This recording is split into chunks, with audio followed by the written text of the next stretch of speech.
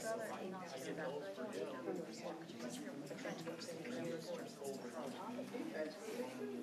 some come here, dinner.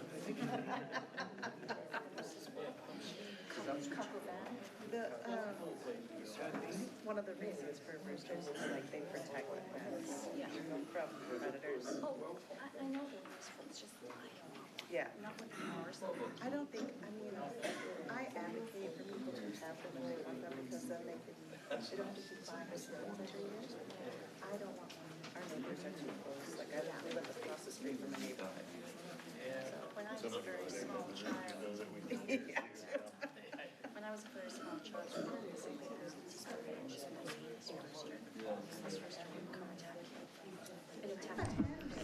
Welcome to the Charter Township of Comstock, Monday, July 21st, 2025. This meeting is now called to order. May we please stand for the Pledge of Allegiance. Pledge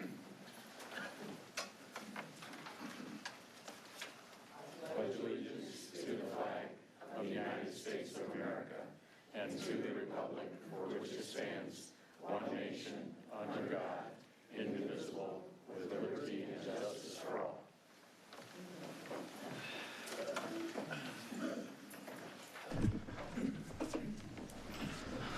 Looking for any changes or additions to the agenda. I have a couple additions that I would like to make. I would like to pull from reports to the treasurer's report the explanation of the admin fee and put that under treasurer's update. I would like to add, under supervisor, I would like to add ordinance enforcement resolution, discussion, and possible vote. And then number 3, I would like to add under supervisor, assumption of duties. Looking for the motion for approval of the agenda as presented. I have a question before we do that. If we're adding a resolution, is there a resolution prepared? That's why I said possible vote, so if we need to just have a discussion, I'd be fine with that as well. Okay. I move that we approve the agenda as amended.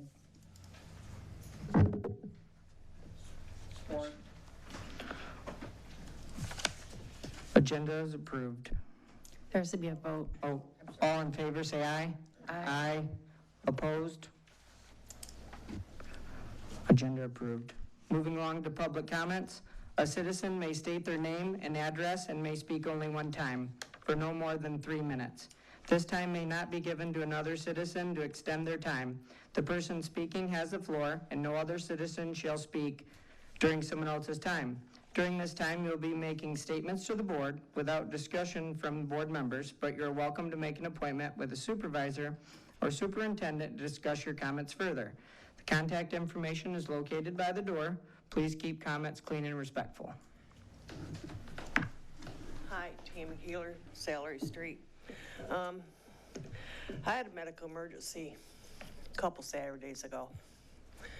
It took them approximately 25 minutes to get to my door.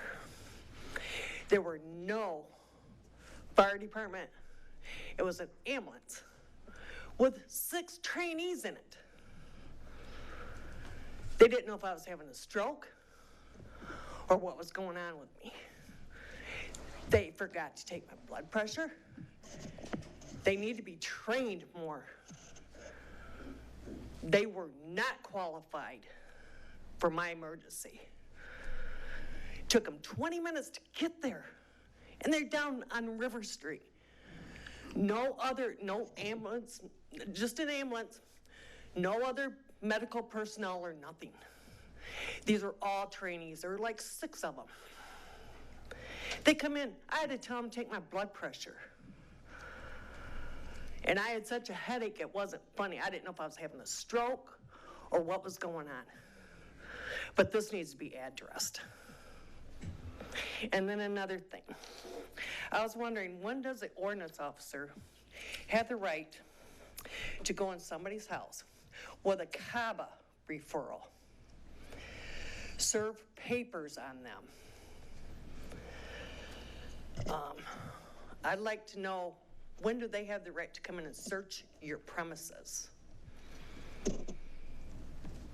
There was a court order or something that this gentleman had, and the one to serve the paper was not the police officer. It was your ordinance officer, and it was a CABA. He went in this gentleman's house, took pictures of all his rooms, took pictures of his inside his garage, which I didn't think they had the right to do that. He went to court, I guess, Friday about this. But in my opinion, why is an ordinance officer going in there serving papers, serving a summons to search his home and condemning his home? Isn't that up to the city or the county? There's a police officer with us, with the ordinance officer. But he's the one that went in and took the pictures, your ordinance officer. I don't see where they have the right to go in and condemn somebody's home. And it was under CABA, is what for the summons was for. Thank you. Thank you, ma'am.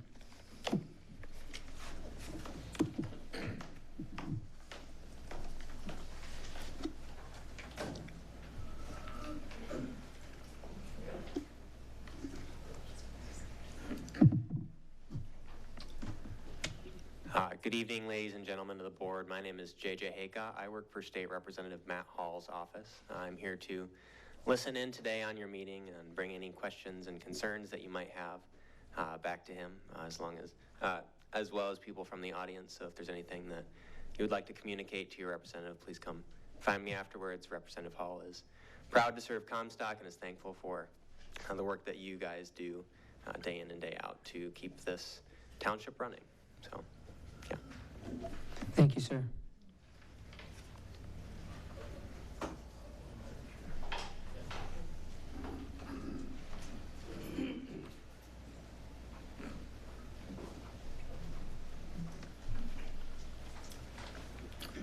Evening. Dave Cameron, 1078 Verleen Street. Just several things I'd like to mention. Coffee and codes, good idea. I won't be there. I'm allergic to mornings since I retired. But this is a good idea, good exchange of information. I know that some good effort was put into the documentation of how the sirens could be paid for by the treasurer, assistant treasurer, whoever put that information together. And before the township spends money like that, the idea was brought up to put it on the ballot as to whether or not the citizens want to pay more taxes to get that done. No matter how it's financed, I still believe it's a waste of money. It's outdated, it's obsolete. You're looking at the figures, you're going to spend over $500,000 on sirens that may or may not get used at any given time. I think it's obsolete, not a good idea. It's a waste of money.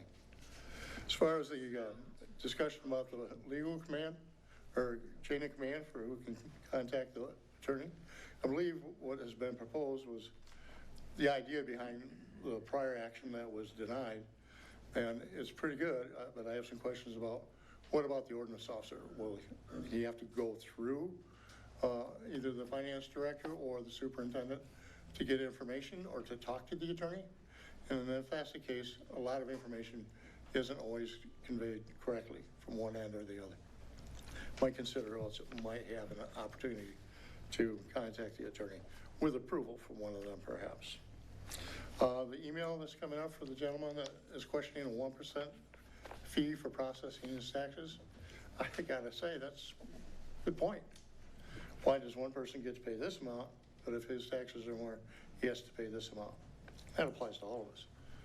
Let's make it a flat fee, figure it out, make it fair. The only other thing I have to say is the incident with the ordinance officer that was referred to a few minutes ago. Sounds like this person that was up here was not there. So everything she has to say is just hearsay, and I think is kind of blown out of proportion. The police officer was there. I don't know the circumstances or the deal, but I'm sure that our deputies will not let illegal activities occur. As far as her medical emergency, sorry it happened that way.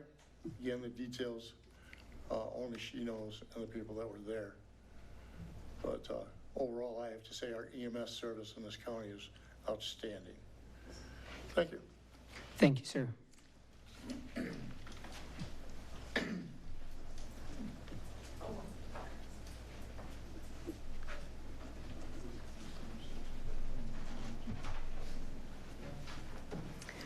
Good evening, fellow Comstock community members. Dear members of the board, I come to you respectfully tonight to request that the Township Board place the issue of tannerite use within our community on a future meeting agenda. When tannerite is legal under Michigan law, while tannerite is legal under Michigan law for recreation use, its application is governed by general safety and public harm statutes. Many municipalities in our state have exercised their authority to regulate its use within residential and densely populated areas, and I believe it's time for our community to do the same.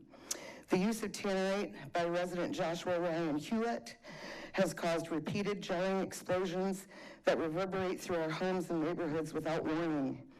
These blasts trigger fear and alarm, leaving residents uncertain whether they're hearing a house explosion, a vehicular accident, or another catastrophic event on or around East Michigan Avenue. The sheer force of these explosions shakes our homes and jeopardizes our collective sense of peace and safety.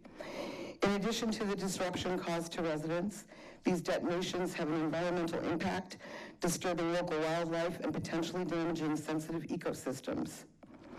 While tannerite is considered non-toxic, the physical disturbances it generates are incompatible with the rural and residential nature of our township. I urge the board to consider adopting local ordinances or regulations that limit or prohibit the use of tannerite in residential zones.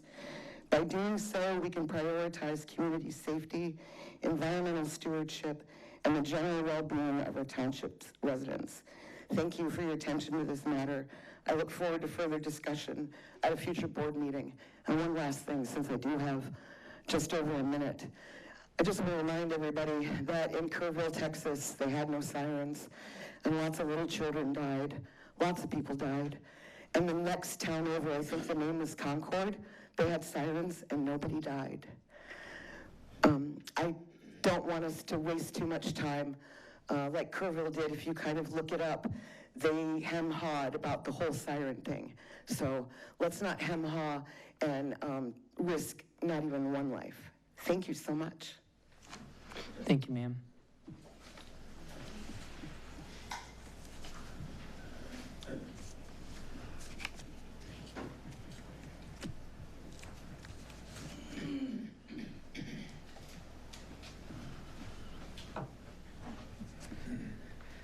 Hi, I'm Emily Murphy. I spoke with Superintendent Scott Hess on Wednesday, or regarding Wednesday, 7/16, on Wednesday, 7/16, regarding several concerns that were shared by the community. I was disappointed to learn that the Michigan PFAS Action Response Team presentation on 7/16 was not going to be recorded. I found this to be especially troubling as we live in a community with a substantial number of members who are unable to drive, have health issues, have limiting work schedules, are a caretaker for others, etc. This includes those that may be directly affected by what was being discussed. It felt very ableist to only be available for those who have the resources or abilities to attend. Scott stated the reason they weren't recording it was because they weren't hosting the presentation. They were only asked to use the space. He stated that the township only records meetings and presentations that they put on, not generally ones being hosted at the building. He did say that he would make an effort to ensure important and pertinent presentations and meetings would be recorded from here on out. I appreciate that the superintendent emailed me some of the material that was presented as requested. I also wanted to express my concern that a statement has not been put out by the township officials or by our fire department regarding the deputy chief who hit a child allegedly while blowing .15, almost twice the legal blood alcohol limit. The police body cam footage that was recently released showed the deputy chief to be extremely inebriated and unable to answer a large portion of officers' questions. He stated that he would not pass a sobriety test on the video. It is absurd that he is being paid on administrative leave while he awaits whatever comes next for him. We have video footage of him drunk, yet he remains in his employment and continues to receive paychecks. I ask that the township and the fire department put out an official statement addressing this situation and what his administrative leave entails, as it seems like it is being kept hush. This will help the community feel like the township and fire department care about the health and safety of its residents. On a side note, I think coffee and codes is a great idea. I'm very interested in this topic, but won't be able to make a meeting because of work. I spoke with Casey regarding the possibility to obtain minutes of these meetings solely for the purpose of learning more about our township. There are others in the community interested in this as well, but won't be able to make a meeting because of work as well. This would be a great way to get information to the community and maybe help some future ordinance issues, because now they are aware of what the codes are and just different things, help make everybody more knowledgeable on the township and the codes, and just to be a good resident and neighbor and all of that. I appreciate it. Thank you. Thank you. Any further comments this evening? Moving along to announcements for departments, boards, and commissions. Mr. Gisler, do you have anything for us? I always do. Excuse me. Yes, I'm John Gisler. I'm a county commissioner responsible for 5 of the 15 rural townships, one of which is Comstock. It's a pleasure to be here. I've missed a few in the past, and hopefully that pink slip that I gave you will explain a little bit of what's going on. And, you know, I will definitely be back in the track soon as the golf season's over.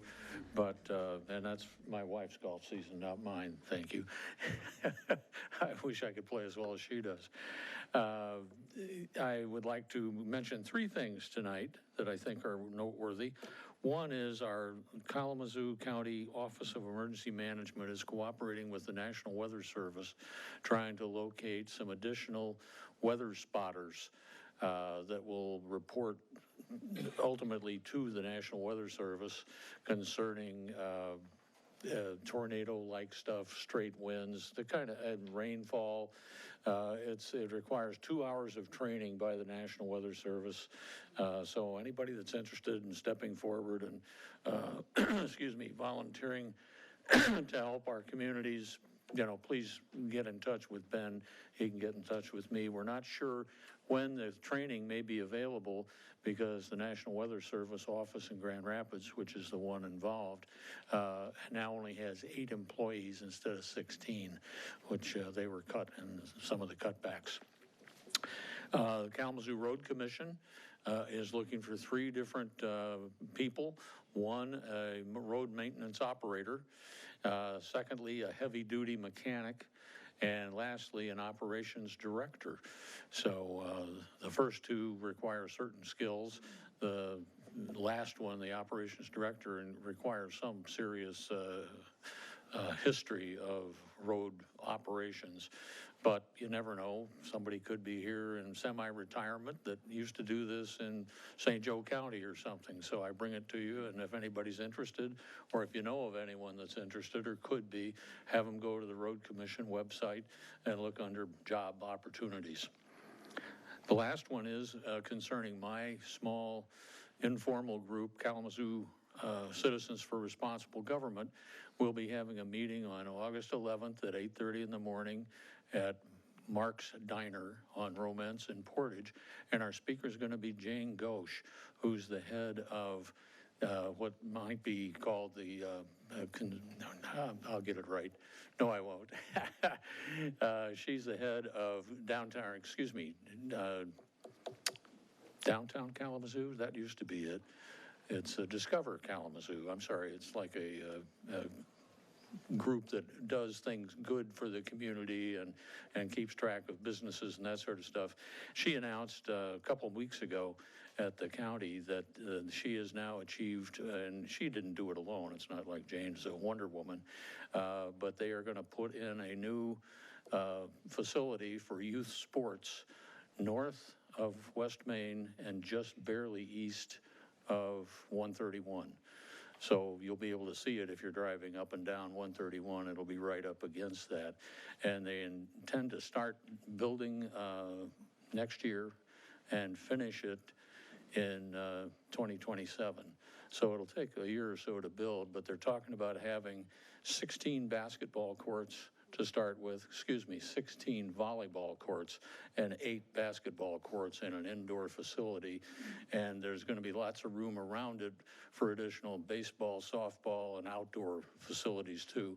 The idea is that it will provide Southwest Michigan with a venue for sports that now require some of our teams to go to Lansing or Grand Rapids or South Bend to play in competitions. This will give us a place to hold those competitions locally. If anybody has any questions, I'll be happy to try to answer them as best I can. Thank you, Commissioner. I've been hearing good things about your meetings, so keep up the good work. Good. Well, you're always welcome. You always get a notice, but you're a busy man. Thank you.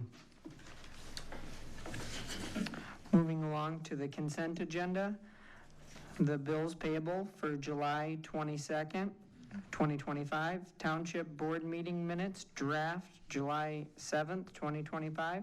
Looking for a motion for approval of the consent agenda. I make a motion that we approve the consent agenda, the draft July 7th, 2025, and bills payable. Second.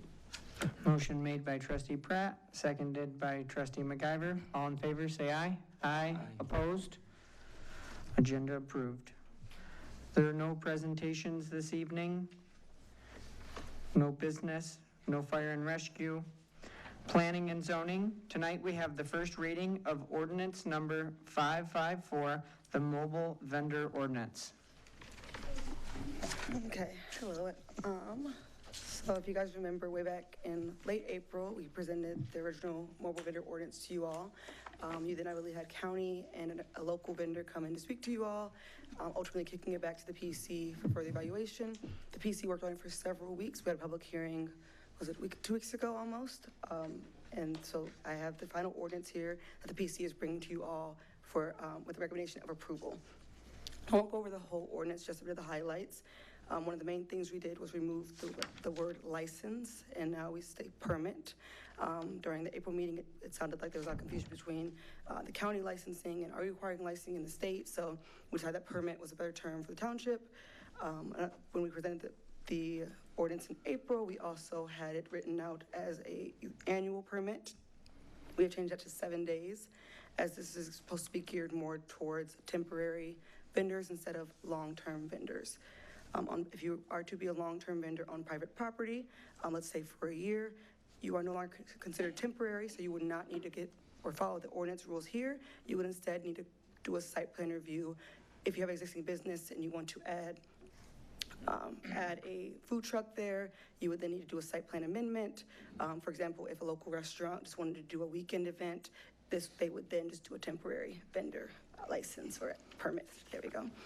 I don't think there's any other key highlights that we changed.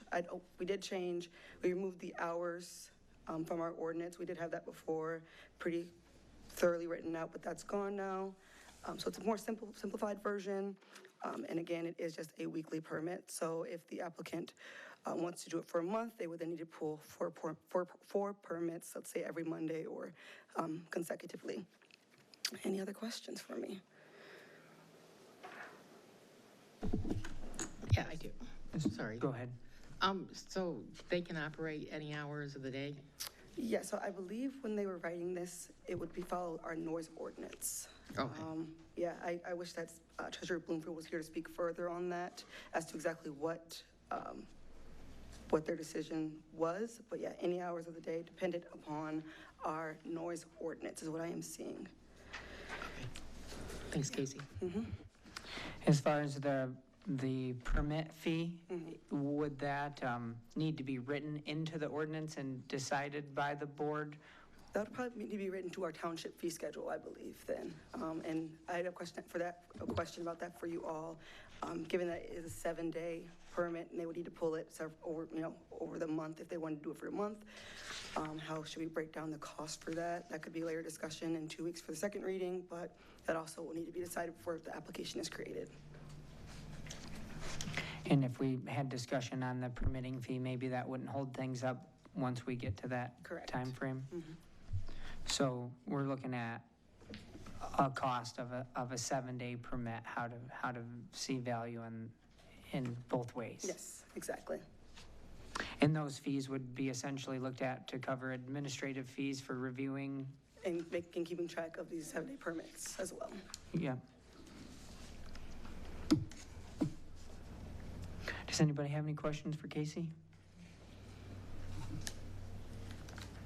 Perhaps maybe at the next meeting, just so everybody would be comfortable and have an understanding, just to have the hours of the noise ordinance, just for a point of reference. Yep. I can get that for you. But I think that makes sense. If you're regulating noise, and it goes along with the food truck. All right. Anybody have any further questions? Can I chime in out of order? I just want to let you know that Schoolcraft Township had a noise type issue 3 or 4 years ago, and they own the $300 piece of equipment that can measure the decibels being generated by something. So if that gets to be an issue, don't buy one. Talk to Don Walsh. Thank you. If there's no further questions, I'd be looking for a motion for the first reading of ordinance number 554, the mobile vendor ordinance. I move that we approve first reading of ordinance number 554, mobile vendor ordinance. Motion made by Clerk Beauchamp. Support. Supported by Trustee Pratt. Would this be just a roll call? Roll call? Trustee McIver? Yes. Trustee Pratt? Yes. Clerk Beauchamp, yes. Supervisor Martin? Yes. Trustee Amos? Yes. Trustee Cherry? Yes. Motion carried. Thank you, Casey. Yes. And then my next order of business for you all is the first reading of ordinance number 557, 6668 East ML Ave rezoning request. At the end of June and earlier this month, the Planning Commission held 2 meetings regarding this rezone request. The applicants are requesting to change their zoning from R1A to agricultural residential district. Public hearing was held as well, and this motion was made to recommend this for approval, and it passed 6-1. Kyle prepared a staff report, so I'll go over a couple of the key points. So number 1 is asking whether this rezone fits into our master use plan, and it does. Our master land use has this area designated south of East ML as agricultural. I was not here when they began speaking of or creating this master plan, but I believe in 2016 they discussed wanting to keep that South Core residential, South Core corridor, there we go, agricultural to preserve the rural character of this township. Number 2 is asking whether all the uses allowed under this proposed rezoning would be compatible with other zones and uses in the surrounding area. I believe Kyle's staff report touched on, typically no, ag does not fit into residential. However, on our zoning map, you can see that this is a lot that is surrounded by other large lots. If it were to be a residential, subdivision, perhaps no. But in this particular situation, the parcel in question is 15 acres, and there are a lot of other uses around this parcel that are like farming and just huger lots, so it's not too out of place in the specific area. The applicant is really focused on doing a lot of more agricultural work, bass ponds, pollinators, there's growing lavender and rhubarb, and the applicant is here if you have any questions for that later. So we decided that no, they're not going to adversely impact any of the surrounding area or make a huge difference to the landscape of the land as it exists. And then the 4th question that Kyle answered was whether the uses allowed under the proposed rezoning would be equally or better suited to the area than uses allowed under the current zoning of the land. Pretty much the same thing I just touched on. Typically, no, we would not want to see ag deep in a subdivision, but given that this area south of East ML was designated to be ag in the future and is surrounded by pretty large parcels, we do not find this as a problem given this area. And as I said, the applicant is here. If there are any questions, but yeah, anything else for me? Any questions for Casey? Trustee Cherry? Of course. So basically, they check all the boxes. Correct, yes. Okay. Trustee Amos? Trustee Pratt? None for me. Clerk Bochamp? I don't have any. Trustee MacGyver? None, thanks. I like that we're following along with our master plan, and I watched the planning commission meetings, and I thought they were great presentations, and I would look for a motion on this matter for the first reading of ordinance number 557 at 6668 East ML Avenue, a rezoning request. I move we approve the first reading of ordinance number 557 at 6668 East ML Avenue, rezoning request. Motion made by trustee Cherry, Support. supported by trustee Amos. Roll call vote? Trustee Pratt? Yes. Trustee Amos? Yes. Supervisor Martin? Yes. Clerk Bochamp, yes. Trustee MacGyver? Yes. Trustee Cherry? Yes. Okay, motion carried. Thank you all. Thank you, Casey. Congratulations, guys. Moving along to clerk. Farmland development rights application. Okay, we received an application from Steve Goodrich, who would like to preserve his family's farm. He wants to enter the 32.2 acres into the farmland development program. The land has been in his family since the 1840s, and they would like to leave it as green space. He submitted all the necessary documents. The Kalamazoo Conservation District looked at it and had no comments, and the Kalamazoo County Planning Commission also looked at it, and they recommend approval. So it's up to us tonight if we want to approve this application and submit it to the state or deny it.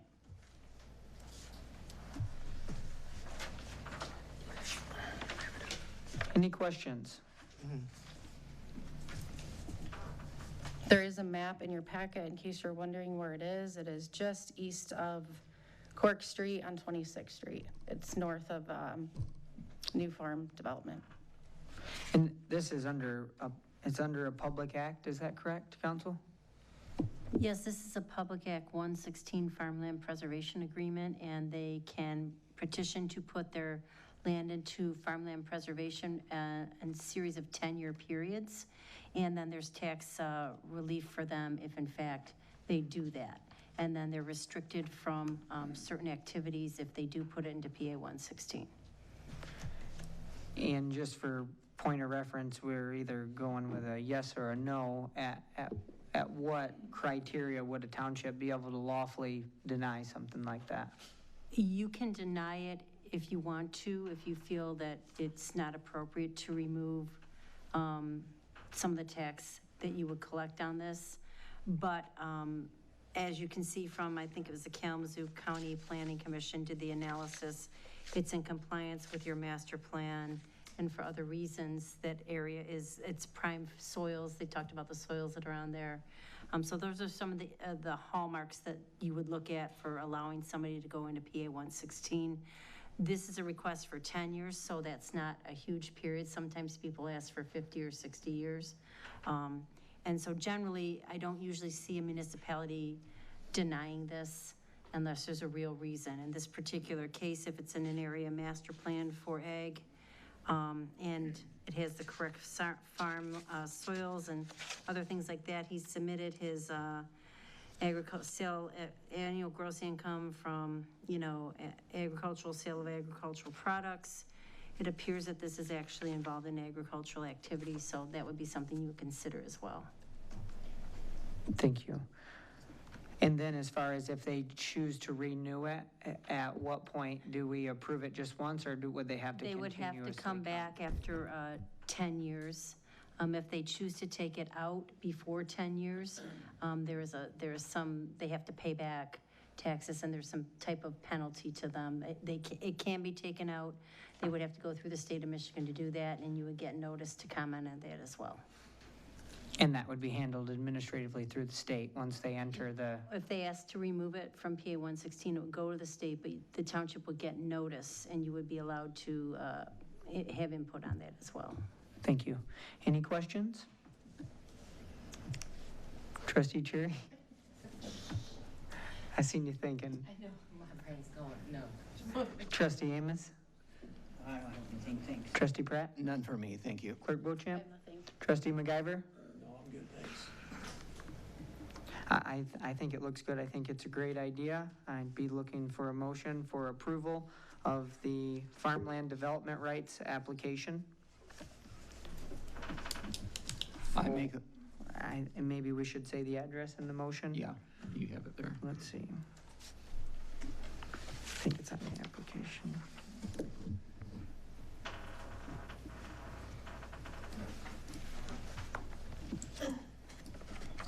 It's in here somewhere, I see it.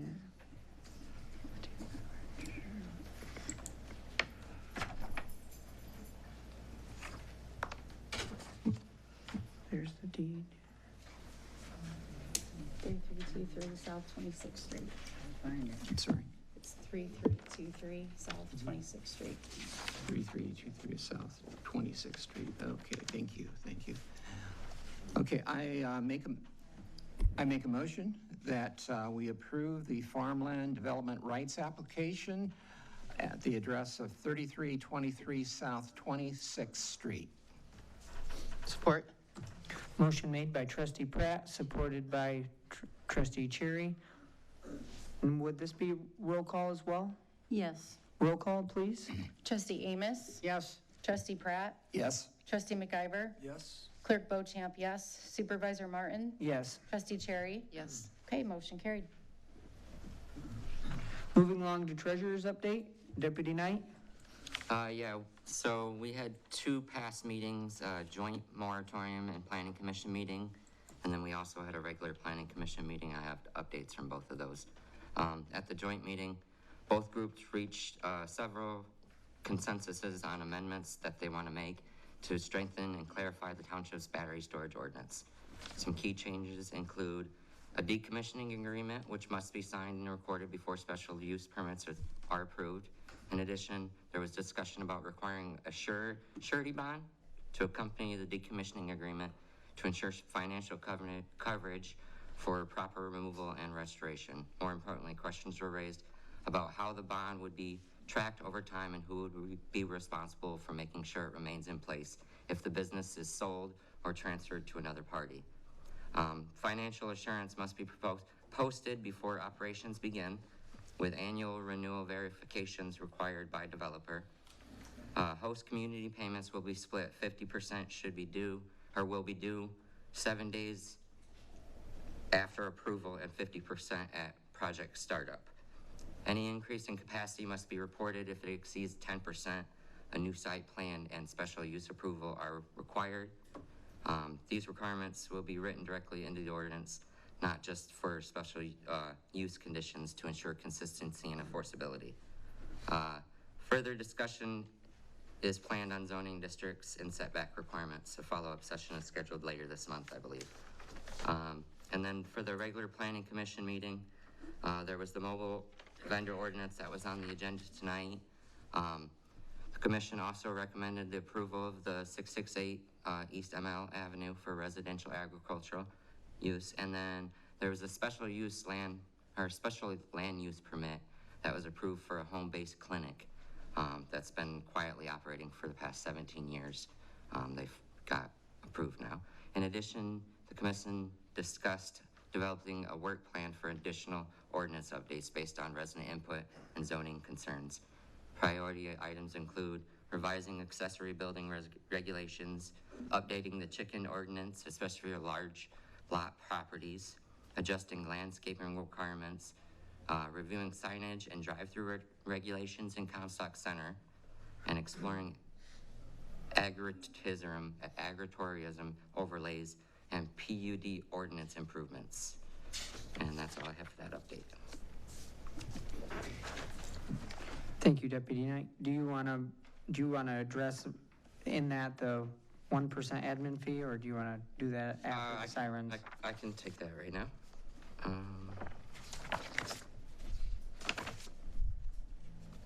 So a resident reached out to the treasurer's office this week asking about the 1% administrative fee, and I was asked to read his email. So I'll just read it. His name is Daryl Davies. I was recently puzzled by the label on my property tax bill because it is a percentage-based fee. I end up paying twice as much as another homeowner whose property is valued at half as much as mine.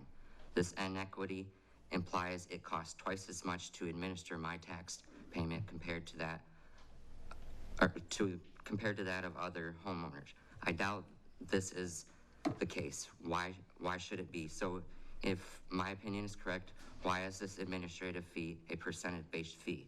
I can accept that it does cost something to process tax receipts and that that cost could be recovered by charging a processing administrative fee, but the fee, if any, should be set based upon the amount or based upon the uniform cost of processing tax receipts, regardless of the property tax value collected. I request that this issue be resolved by eliminating any administrative fee by processing personal homeowner property tax receipts or changing the fee to a per cost basis instead of a percent based. And he asked me to raise this at the meeting. And then the finance director, Brett Paget, responded. It was under the reports, but I moved it up so I could read it out for the resident.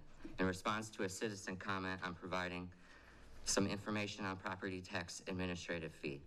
The PTAF was established by Public Act 503 of 1982 and allows a tax collection unit to collect a fee of up to 1% of the total tax bill of each parcel. The fee can only be collected if the governing body of the tax collecting unit approves it by resolution. The Township Board approved such a resolution on February 7th, 1983. The PTAF can only be used for the various costs of assessment and property tax collection. See attached. He attached a bunch of documents. See attached for authorizing statute, Township Board minutes, and a list of allowable uses for the fees and statement from Michigan Department of Treasury and State Assessors Board. And he also put in here for a reference, in 2024 tax year, the township collected an admin fee of the amount of approximately $372,000. And that's all I have on that. Mr. Supervisor, I just call everyone's attention to what Finance Director Paget, if you read MCL 211.44 subsection 3, it says on a sum voluntarily paid before February 15th, your taxes of the succeeding year, the local property tax collection unit shall add a property tax administration fee of not more than 1%. Shall is mandatory. So it's not just we can, you shall. And as stated here by Brett Paget, that's used for assessing, covering the cost of assessing and tax administration. So it's not really voluntary is my understanding of the law. Thank you. Anybody have any questions on that? No, You she guys actually- pretty much summed that one up. Yeah, she covered what I thought after reading the attachments. And you can see the statute right in here that Brett Paget added and highlighted the pertinent sections, if you'd like to review that. Weather siren discussion? All right, so I provided in the agenda a side-by-side comparison of the quotes I have available to us currently. I will put in there that I met with Jeff DePluca from West Shore Services on Friday, and he wants to conduct a sound survey for Comstock Township to better assess the areas where we could potentially use sirens and to basically change it up, because the quote we have right now from West Shore Sirens is the exact same positions we had the sirens when we got rid of them. And he says with technology changes and updates that might not be the correct route to go. So he wants to conduct a sound study and get back to us on that. But I wanted to put all of our quotes together side by side so that the board could see everything that I have and see it the way I see it. He did want me to also mention that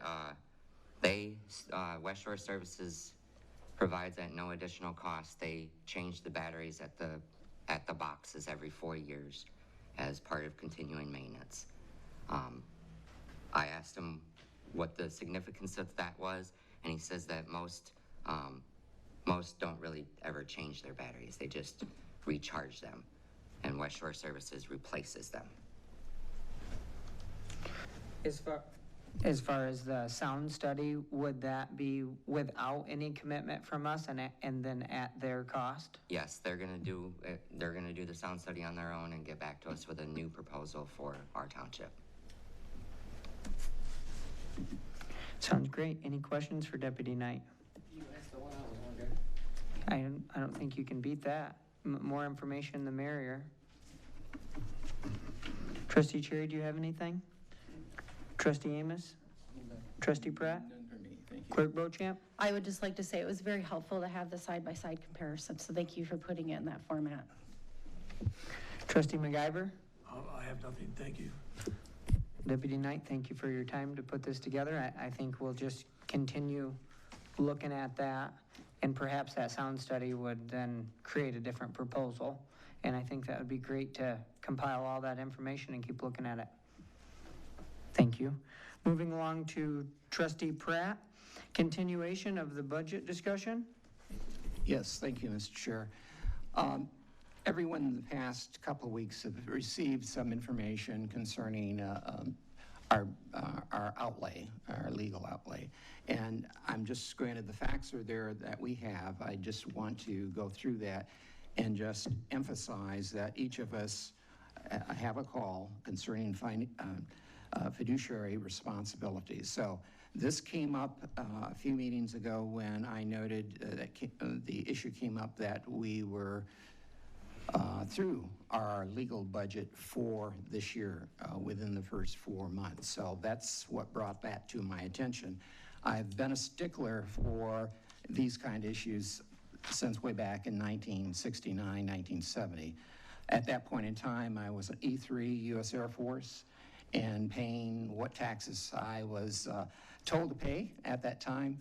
When I found out I in fact paid, as many others, paid more income tax than the President of the United States, Richard M. Nixon, at the time. So since that time, I've been a stickler concerning taxations on people. That, of course, was federal. This is taxations from our residents going into, from property, et cetera. But I think every residents deserve to have an accountability in what their tax dollars go to in our community. And that's just my stance here. And so we've got the documentation. We've shared it with the staff here, strike that with the board, and it was available for, some of it was available for people to take the handouts. As I understand that the entire packet will be at some point put online for our township so everyone can take note of this. And and someone for this meeting had suggested or put on the table that perhaps we could discuss issues in a closed session. And it didn't come up here tonight, but since it came up in open session when this was first noted, I wanted to conclude it in open session so the transparency would be there for everyone. And again, just reporting the facts and making sure people are accountable. Of the details we had, I want to make one correction. I had a question concerning one of the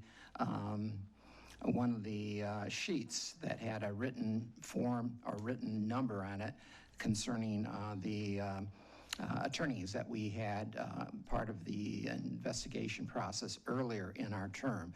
And I want to just note that they were correct. That wasn't the total number for that, but I believe the total number is in the page, the second graph handout, and that came to, at that point in time, a total of $85,613.39.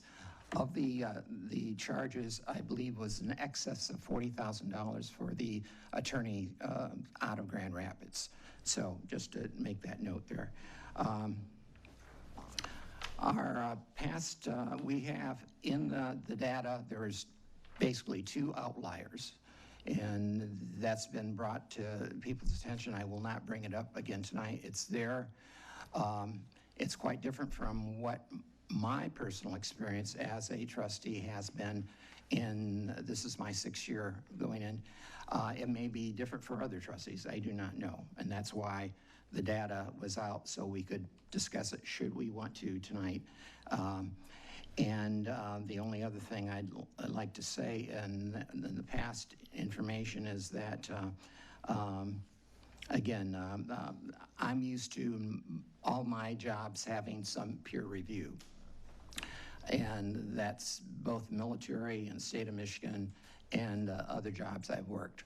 So I say these things, I give this data, it's not an overt criticism, but we have to be, again, accountable to the residents here. So, and essentially that is it in a nutshell.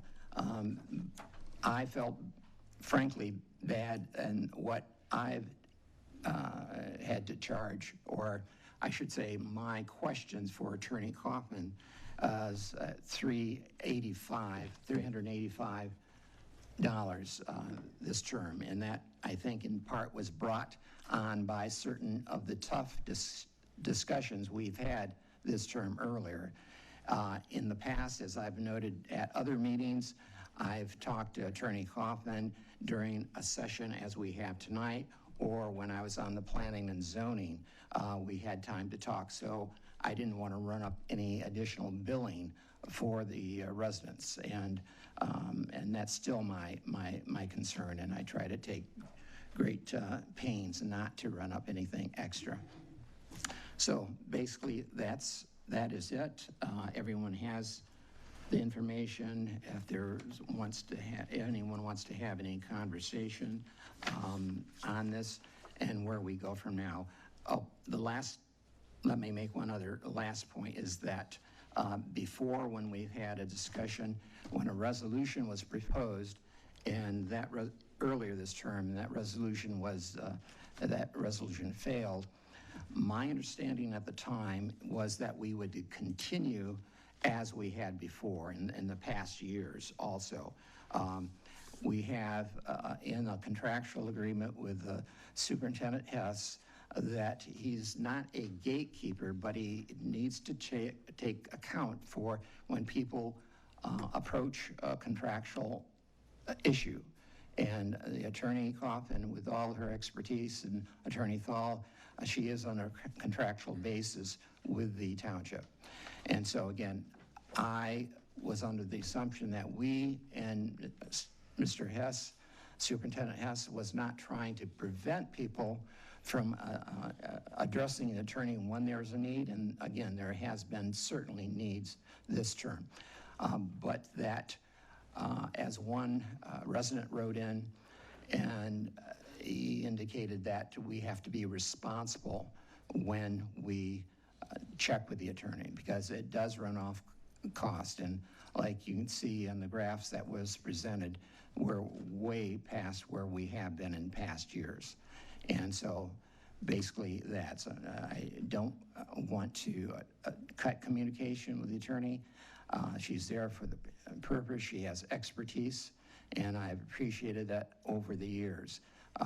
I just want to make sure that we're doing things that's benefit to the residents, and that we have some accountability within our scope of what we have done and are doing.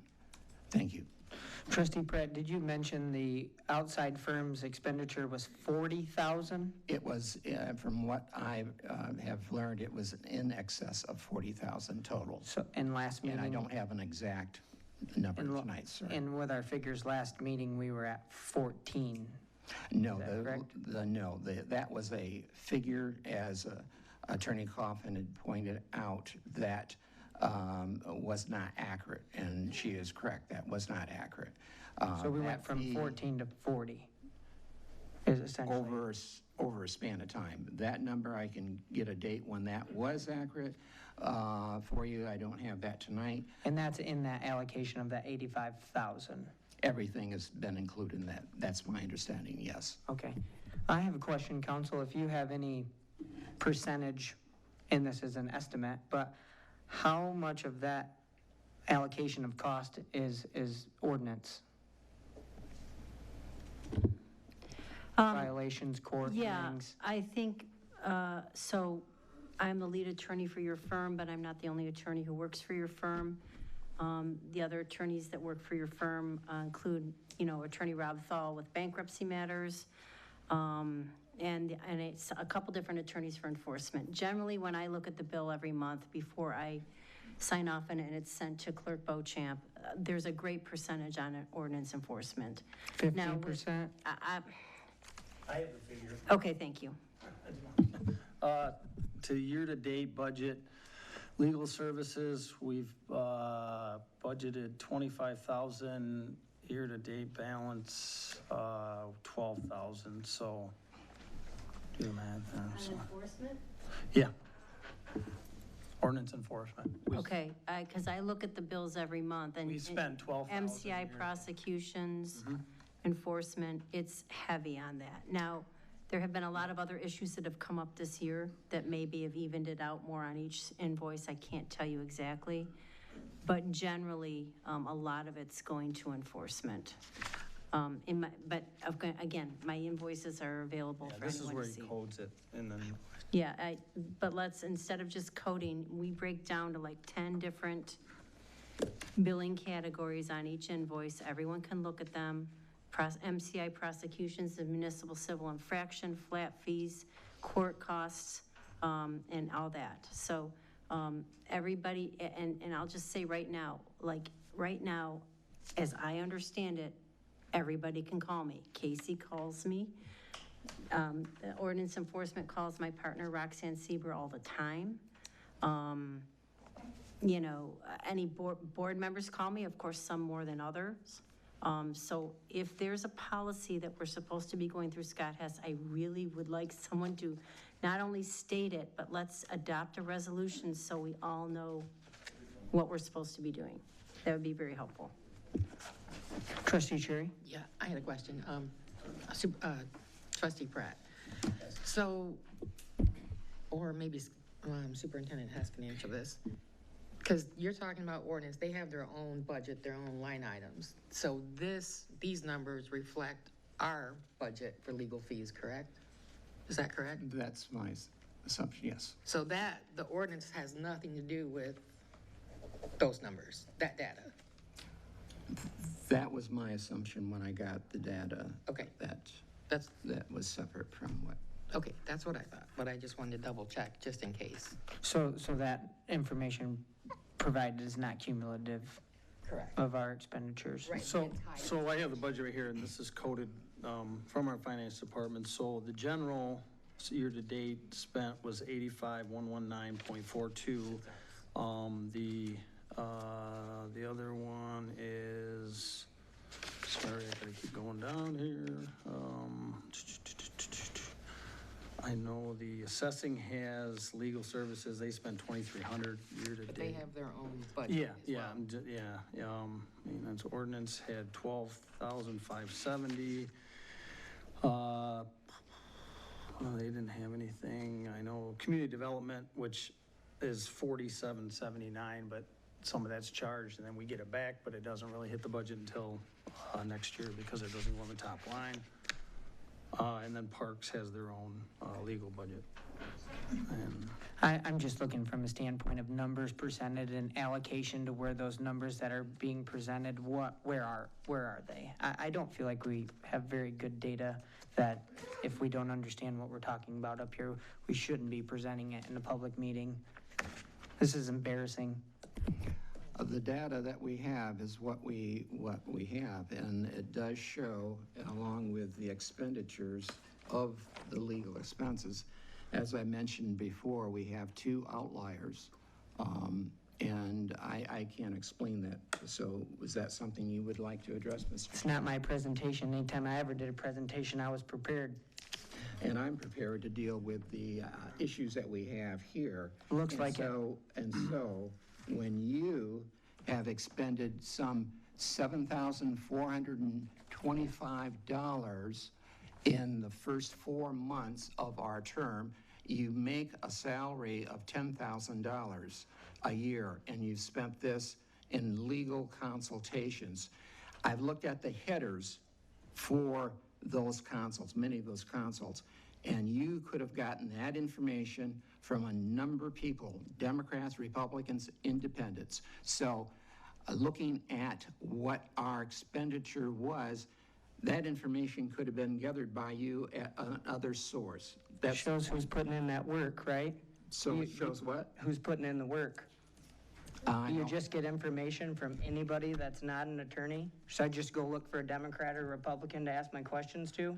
You can ask anyone. We've got outstanding people from both parties. Tell your kids to. Both parties in this community. Legal advice from anybody. You chose to go to the attorney and run up these fees. $7,000. From a resolution that you guys all voted on, that anybody could talk to the attorney. I think the point of being reasonable, as one resident put in print and sent to us, which I read at one of our meetings, 7,000 plus is not reasonable. How do you determine that that's not reasonable? Has it been done before? Maybe. Ask Attorney Kaufman. Maybe people don't think like I do. I agree. People do not think like you do. Very glad of that. Do you have any more numbers for us, Trustee Pratt? I think I've given you enough, and you haven't responded to the numbers that you've spent of our township money. Would you like me to indicate what I've done? I know what you've done. I have seen the billing. So you've seen the billing and the numbers. Can you explain to me what I've done then? You've explained to the community what you've done. How about that? I'd be glad. I researched information on how to properly appoint the Planning Commission. I welcome you all to go to the Planning Commission meetings. It's a very nice, well-run board of board members from other previous boards by other administrations, people that I've appointed. I was on a committee to appoint the ZBA chair or the ZBA member. I was secretary of the board review. I appointed people for that. I chair the moratorium committee. I've researched and gone with legal advice to find the best presenters in the state of Michigan to present this board information that it doesn't seem like they may be comprehending, and enlighten this township that our ordinance for our renewable energy project, because we're so focused on moving forward to money, that our unlocking mechanism wouldn't even have paid us. So we were so in a hurry to go get that money that we wouldn't even got paid. So we backed the bus up. We had presentations. We looked into it. We researched. We studied. We asked smart questions. What else have I done? I'm on the DDA board downtown, another unneeded, unnecessary layer of government that doesn't do anything, that spends more than it brings in. I've asked questions about that board.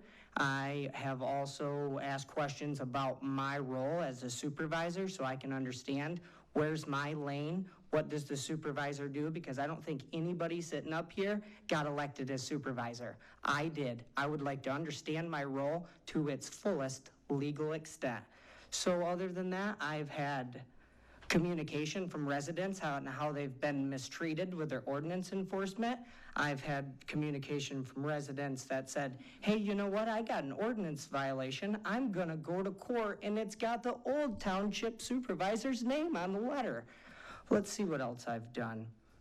I've made sure that any decision that I've made in this township that I've asked my attorney, because anybody, I'm not going to name any job positions or anybody on this board is not an attorney. I choose to get my legal advice from an attorney. $7,000 is no money in the grand schemes of things. When you have a municipality to run legally and lawfully, here is why I'm here, because in the past, I've observed and I've gotten myself to this spot by coming here to make a change lawfully and legally.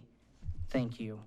Well, sir, by spending $7,000, I don't think you're going to make the goals that this community needs. And plus it was spent basically in secret. We knew nothing of this until the issue came up where we had a budget deficit. In secret, I thought you seen the bills. I seen the bills after the fact. If I saw the bills the first month, I would have said something then. Doesn't pay to sleep on the job. Oh, really? When you start, or paying attention. We don't need to continue with insults. That is beneath what Well, it's the all of truth. us Well, up no, here. no. I think the point that You just that is said that trying was to in be secret. made is a lot of this information could have been found through MTA in the Red Book. It wasn't necessarily legal advice. It's law. It's in black and white. We can interpret it. And we've also, some of us have been doing this for a while and have faced these issues before that we could have advised on without consulting an attorney with a fee. I think that's the point of what he's trying to say. We do not need to insult each other when we're having this discussion. Well, to say it was in secret, did you run for supervisor and did you ask questions pertaining to the supervisor? Maybe I have questions. To be a trustee for this community. You are the supervisor, but you point out to me where another supervisor in the past has spent this amount of money in such a short time. That could be made back in a day. We're here to present services to the community. We're not here, as you said, one of the last meeting, you gotta spend money to make money. It made no sense, sir. Knowledge is power. If you make an uninformed decision, and in fact, I've also had communication from residents concerning ex parte communication of how this township is moving things forward that I talked to the attorney about, and I consulted with her because it's unlawful. I am the legal agent of this township. If this municipality gets sued, it's my name on it. That's a procedural thing, I think, sir. We're not talking from the crowd. Oh, they can clap. But also, You're not talking but also, back. You can leave.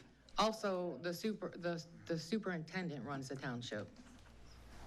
That's part of the reason why in his contract, that's why the whole contractual person's going through. That's why that's there. And it's nothing against you or your role, but that's how this township is set up, right? So it makes more sense, and I understand where Trustee Pratt's coming from. I do, especially when you see the large number and having to move line items and where are we gonna pull this money from? If we pull it from here, is it gonna make a deficit in that line item before the fiscal year's over? Budgets are really hard to understand and really hard to navigate. Stop, please. That's okay, that was my point. Yep. Trustee Amos, do you have anything? I would like to say that I've been on this board over 12 years, and I've never seen a supervisor that worked harder than Mr. Martin here. And he has researched all this stuff, and he has spent the money, that is true, but he has done a very good job of it. He's printed his energy, he's kept us out of lawsuits, which would have cost us a lot more than what he spent. And he worked very hard. This guy works 7 days a week. And I cannot believe how much he works and how much he runs around and how much he cares for you and this people and this township. Thank you, Trustee Amos. Clerk Beauchamp? I've said what I wanted to say. Trustee McIver? I put a great deal of faith in Trustee Pratt. And everybody makes mistakes. Some people don't. But I give him my full faith in what he's finding. If there's something that has to be changed, I guess it's up to somebody else to dispute it. But I'm not into it nearly as deep, or if not even close as Bob has put a lot of time in researching this. But again, it's not trying to ferret out somebody that's bad. It's not. It's trying to get our expenses in line so that we know how much money we have to spend on what it needs to be spent on. So I just like to thank Bob for what he's done, and thank you for listening. But let's get together and get this ironed out, and then we can move forward. Thank you. Thank you. Deputy Knight, do you have any input? Yeah. So bills are posted every month. If people want to see them, they can see them. Also, I don't think I've seen supervisor in surrounding communities go on to a board and face as much hostility and contention. Because I got it as soon as I got put on as deputy treasurer, I got told I was only allowed here 2 hours a day. Do you think I want to go ask the board for help when I'm already facing all that? I would probably want to go to the attorney as well. Thanks. Well, to be fair, Deputy Knight, you shouldn't even be sitting up here or have an opinion. Excuse me. That is so out of line. No, it's not out of line. I was in the same meeting. That is out of you line. were in That is out of line. At the MTA That is conference. out of line. When they said That you is should out of not line. have your deputy You are up out on of the line. dais or involved in the conversation. You're out of order. No, I'm not. You are out of order. No, I'm not. I You was are in out of that order. same meeting you were at. You are when out they of said order. that. The MTA. You are out of order. I am not. I was But our at the same legal advice conference. was, what could it hurt? That's what our legal advice was. So that is an issue. That's. Counsel, do you have, or Trustee Pratt, maybe because he's so transparent, Trustee Pratt, would you mind reading the crowd your emails that you've sent to our attorney? Emails I sent to our attorney. Yeah, that was forwarded to the board. Would you like to read those? Any communication I would address with her, and which I did. So we will deal with that at a point that. Would you like to has bring not- that email forward to the public for them to see? When there's time, perhaps that would be necessary, but it's not necessary tonight, and that's not about what the subject matter is tonight, sir. There's an angle. There's a what? An angle. Anybody have anything else? Counsel, would you like to add anything? I have no comment. Moving along to Resolution 2025-16, Attorney Communications.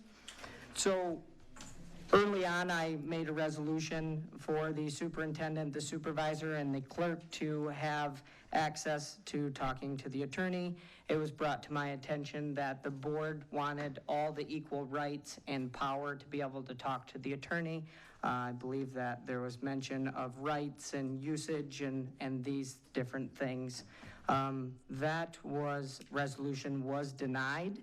And so tonight I bring forth a resolution that allows any elected official, appointed official, planning commission member, or any other member on any other boards, Superintendent Hess, and Treasurer, CFO Padgett, to be able to talk to the attorney. So it is a widespread of individuals, just like our prior conversations and when we did a resolution that this board was indicating. So tonight I bring forward that resolution that allows elected officials, appointed officials, and the two hired individuals, the superintendent and the CFO, to have attorney conversations and speak with legal. Do appointed people have that option now? Now people call me. People call me. And I apologize if I do not understand some unwritten rule that everyone's supposed to be going through Scott Hess, because that has never been explained to me. So if we could clarify this with a resolution, and then I did not add on here the ordinance enforcement officer, but as things work right now, they call our office all the time, and that's very helpful in processing enforcement matters. However, it's up to you if you want to continue that or not, but I didn't intentionally leave them off this. I just forgot. And so this is a resolution put forward on paper, so our attorney's not confused on who she should be or can't be talking to, because we may say that this is the way things were, but if it's not written down, how does any of us know how to move forward? So this proposal was put forth as a resolution for a pathway of clarity on who can speak to the attorney. Just a quick question, Attorney Kaufman. How, before this term, where this term is where we've had difficulty, before this term, how was it handled? Because, again, I've not seen any run-up like this in consultations with your office, you or your office. And I don't recall anything in the past of anything of this nature? People just called me. If Randy Thompson wanted to call me, he'd call me. Sometimes he was sitting with Scott Hess and they'd call me together. Jody Staforia called me all the time. I know the ordinance enforcement officers, whoever they are, and over the time it's been different people, call my partner Roxanne Sieber or Aaron Geschwind frequently.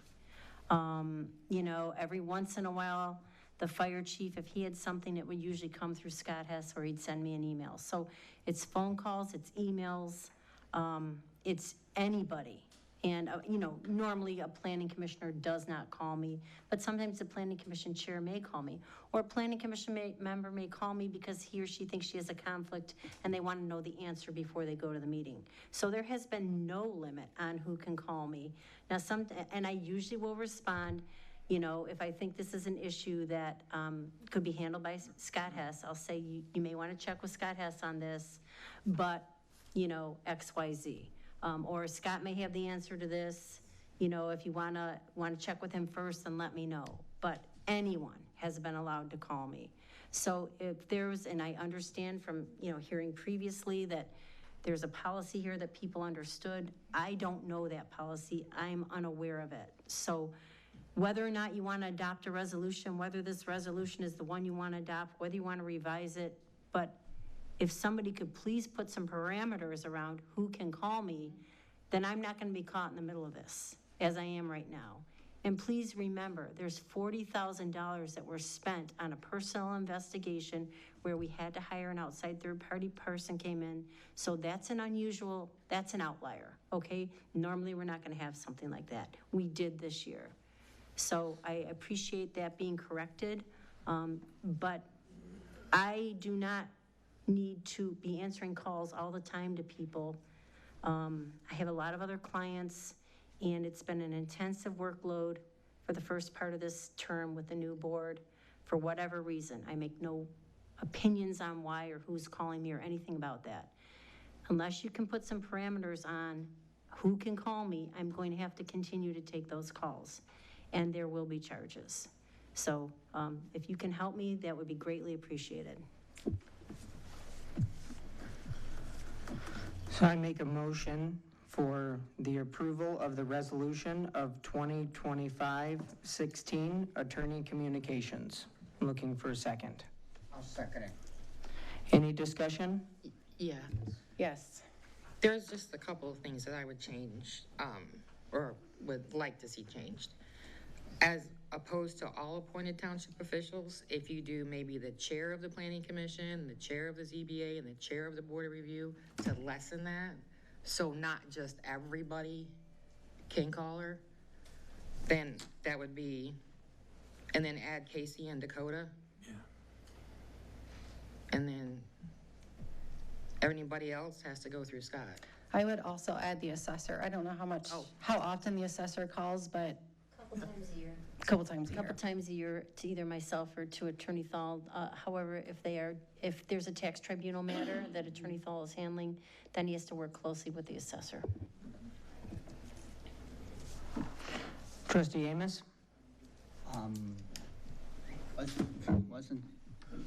Wasn't there a discussion about the ordinance officer? Yeah. To add? Trustee Cherry Add just to it? suggested adding him, yes. I'm sorry. And Casey is, no, that's okay.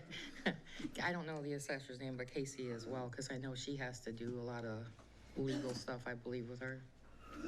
I think so. Yeah, okay. Trustee Pratt?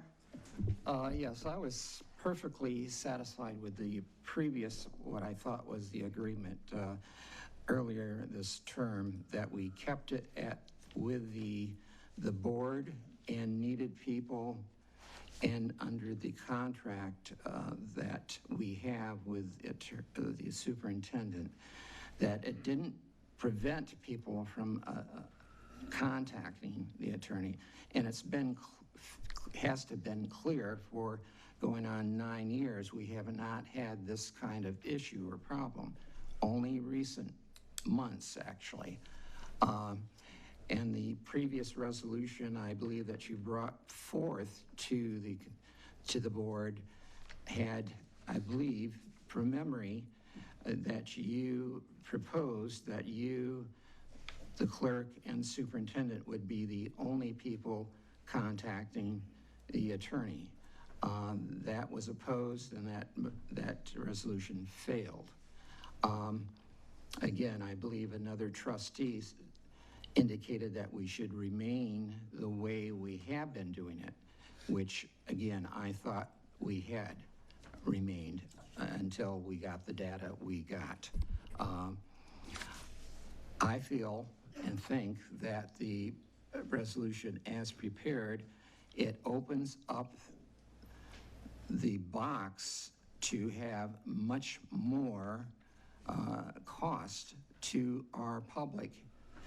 We have, as is mentioned, several people within our force that need to contact the attorney, and they, I believe, have been granted that in the past in communication. So there's been, again, no issue with cost. It's all fit in our budget in the past and only until this term. So we've had to make the adjustment as we did recently. And again, as Attorney Coffin said, that this whole year might be an outlier because of what we've had to go through. But I don't see opening up a number of people on paper that's going to blow through another legal budget. And that's just the way I think and feel. Thank you. Clerk Bochamp? I guess some of my concerns are when we have the appointed township officials, we're talking about budget, but is the planning commission looking at our budget? Do they know how much they actually have in the budget? I think it would be wise if those questions maybe went to Casey first, because Casey is looking at the budget. I think the people who call the attorney out of necessity the most are the ones that are not listed on here. And that's the people who run the day-to-day. So that's Casey, that's Dakota. I know we've talked about this, but if we're excluding them, they're the ones that actually have to do the day-to-day work. So it doesn't make sense to me that we would have who we have on here and not the other people. So I don't think I can support this resolution as it is. Thank you. Trustee McIver?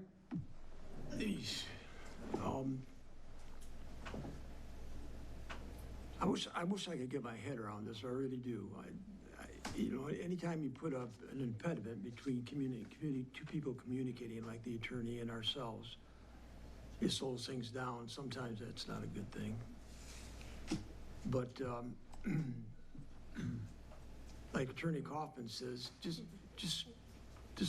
tell me who can call me, and let's get it down. Get this resolution amended. Get Casey and Dakota on it, and maybe discuss some parameters or guide rails and what you should or shouldn't call about. That's pretty vague. I realize that, but it might be a way to move in that direction. And if any of what I've just said is helpful, I'd like to maybe all of us talk about it or have somebody that do something about it, taking care of Catherine and taking care of the expense of what we've been spending.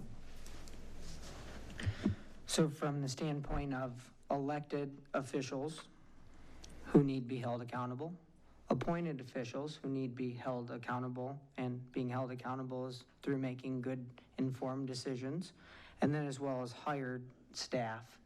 So I feel if we go one direction and we exclude the elected and the appointed, but push more towards a hired means of where can, in today's day and age, can you get unbiased information?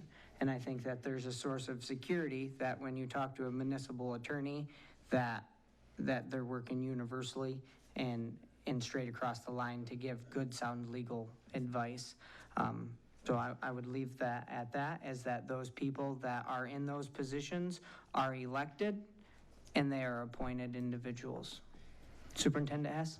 Yeah, I've been doing budgets for a lot of years, and here's my suggestion. So To go back to ordinance department, I work with the ordinance department in the legal services along with contract services on what we're going to clean up, if we have to tear down houses.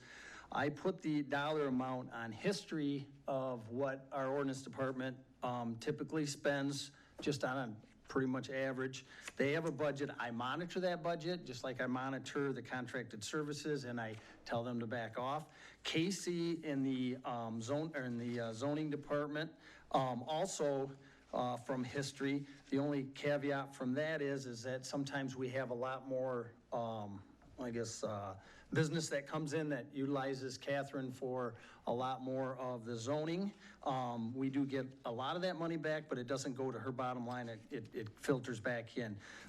Suggestion is to take, I don't even have a legal line item in mind, but maybe I should.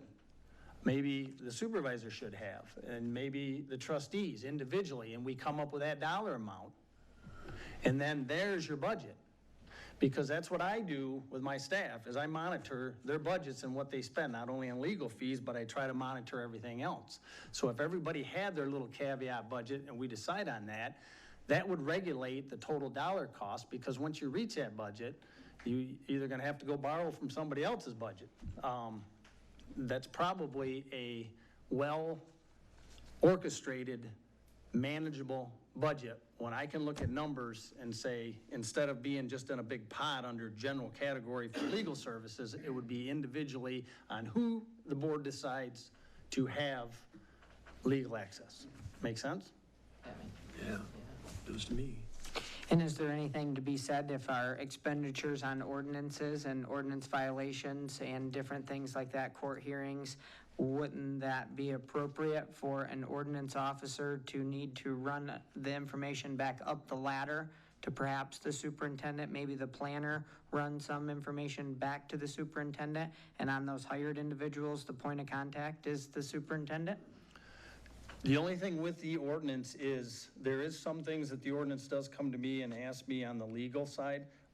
As Catherine probably can justify, once we get to a certain point, those legal fees are there. I can't take them back because it's a process of going through that we have to have the attorney show up to court and execute everything that's done. So, and that's why I do the budget. Typically, I'd have to look at last year's budget. I don't think we went over it at all last year. Well, I think we're fine right now. We're only at 50%, and we're halfway through the year. So it's going pretty good.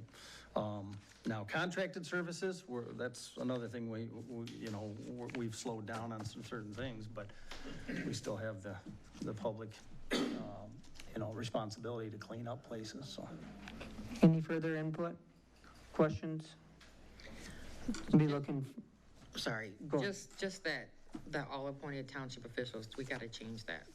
That was just to narrow it down a bit. So you got one point of contact for her, so thanks. Thank you.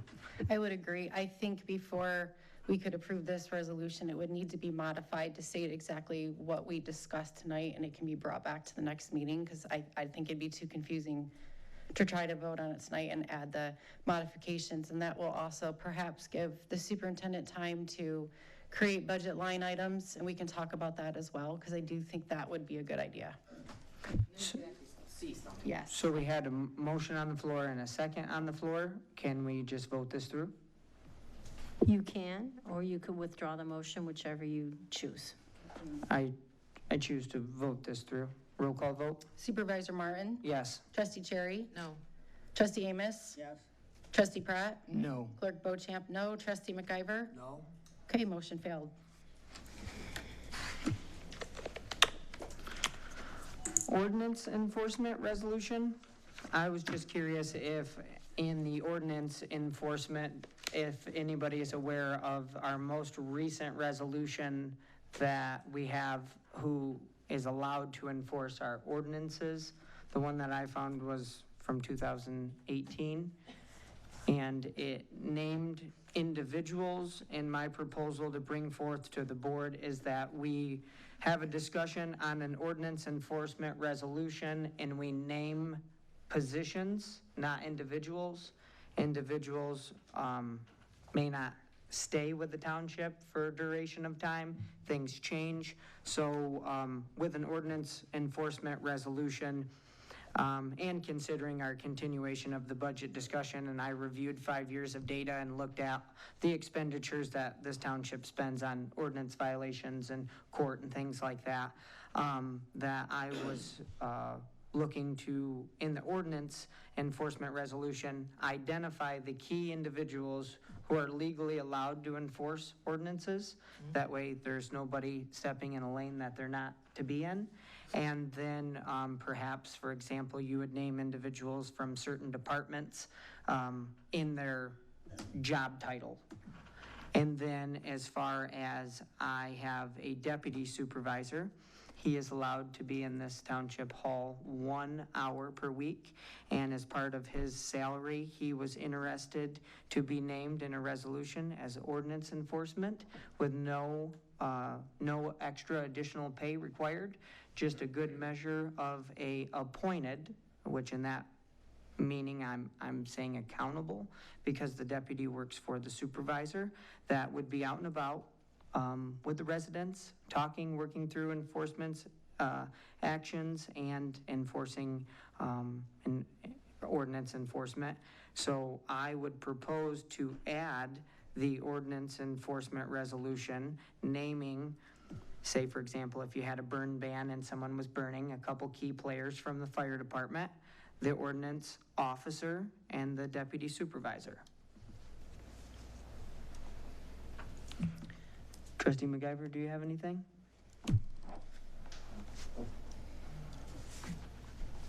No, not right at the moment. No, I don't. And since this is discussion, Deputy Knight, do you have anything? I do not. Clerk Beauchamp? Well, I had the question of why this was coming about, but I think you answered it when you said you wanted the deputy supervisor to be an ordinance enforcement officer. And because this was added to the agenda tonight and didn't really have time to prepare or think about what you're saying, I would not be prepared to take action on anything tonight.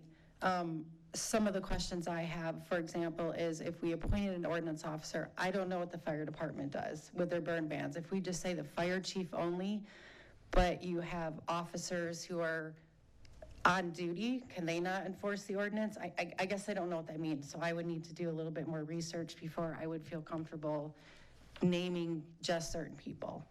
Yeah, and that's why I was thinking naming those positions, if the chief weren't available, who in ranking would be able to be second to that, and not name them as individuals, more positions.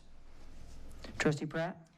Yes, I think this needs to be vetted more than it's impromptu to put it on the agenda for tonight. And I think, as the clerk had said, I would need more time to think about this and to get exactly what this might help or this might hinder other parts of our community enforcement area. So I would not support this. Trustee Amos? I don't have anything, thank you. Trustee Cherry? I agree, naming positions in the resolution makes more sense as opposed to people, because you're right, people move on. So that does make a lot of sense. I guess I would have to see more, like the ordinance itself, before I could say any other, to see what's in it. Council, can you address as far as like the legalities of who and how would need to be named for enforcement? So for purposes of enforcing, whether it's the zoning ordinance or the police power ordinances, generally there's a resolution that says who has the authority to enforce them. So that when you begin the enforcement process, writing citations or going to court or whatever, it's clear that the person has been authorized to do that. And then, there's the legal parameters of how they must function. So they have to understand when they can go onto people's property, when they can't go onto people's property. And so whoever we add to this authorization to be ordinance enforcement, they really need to be trained and understand the parameters they can work within, like Dakota already knows, so that would be a concern. So other than that, in order to make sure we're adequately and legally enforcing the ordinances, we have to designate who can do it, and whether it's job duties, sometimes it'll be names, but job duties is probably preferable. And then we also have to make sure that whoever we do involve, and I remember there was a period of time where we had fire department members writing, I think, handicap parking tickets along Gull Road or something like that. We have certain individuals that are sworn in because they need to be sworn in. So the fire department, because of the fire department, had to have, I believe it's 2 people we have domiciled to have sworn in, so. So it's more than just designating them in the resolution. It's making sure then they understand what they're supposed to do, what they have the authority to do, and how to do it lawfully, if that makes sense. Thank you. And I would just like to add, as far as how this came about, was a combination of things, residents approaching me and the manner of how ordinance enforcement over a period of the length of Comstock Township has been initiated, as well as the deputies' interest in serving and not needing any further compensation, tied in along with a budget discussion that identifies expenditures and ordinance enforcement. Any further questions? You might want to just review my contract, because that is in my contract too, so just to let you know. If you're... Yep, I wasn't directing anything toward your contract. Moving along to supervisor, assumption of duties. So, if you go to Comstock's webpage, it says contact information, Benjamin Martin, Township Supervisor. Township government plays a critical role in the future development of a community. The township board and staff is made up of individuals who have worked together to develop and implement decisions in the best interest of the people. By working as a team, Comstock Township is able to encourage residential, retail, commercial, and industrial growth, thereby providing a more diverse and robust tax base. This in itself improves the economic viability of our community. An increased revenue stream will allow the township to better serve all individuals. I'll read that one more time. An increased revenue stream will allow the township to better serve all individuals and businesses by developing and delivering enhanced services. We have all benefited from more effective and efficient use of tax revenue, which enabled the township to provide curbside rubbish collection, in addition to partnering with Kalamazoo Land Bank, demolishing unsafe building structures, and encouraging revitalization. To email the township supervisor, supervisor@comstockmi.gov, or use the link to contact information window on the right side of this page. Duties and responsibilities. The office of the supervisor generally serves as the township's chief spokesperson. The authority of the supervisor is limited to that provided by statute or delegated by the township board. The image of the township and its ability to satisfy the needs of the residents and property owner rests largely on the supervisor's knowledge of township government and how the township can accomplish these purposes legally, fairly, and with the least amount of dissension and friction as possible. The ability to mediate in a rational and logical manner in the interest of good township development and services is the major goal of the supervisor. The supervisor assists with administrative operations from the township and delegates certain statutory assigned functions to other full and part-time employees of the township. It is understood this assignment does not diminish the supervisor's statutory responsibilities, and that these duties may be assumed at the supervisor's discretion at any time. The supervisor works with the township superintendent on matters related to public policy formation, budget oversight, general personnel matters, agenda matters, and committee assignments. The supervisor is the ex officio of all board committees and represents the township at various local and countywide, state, or national meetings, except for those delegated to the superintendent.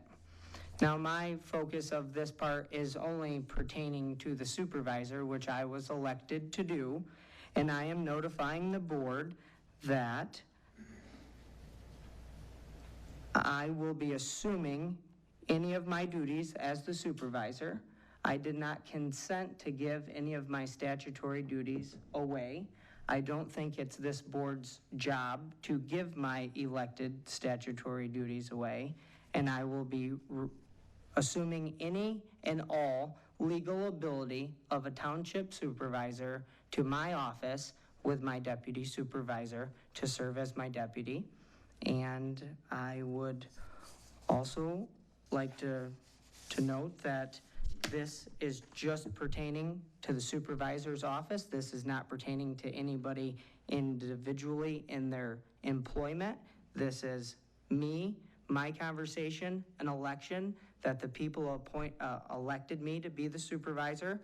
I get phone calls, I get conversations, and people don't understand what's going on here, and that's what I'm doing.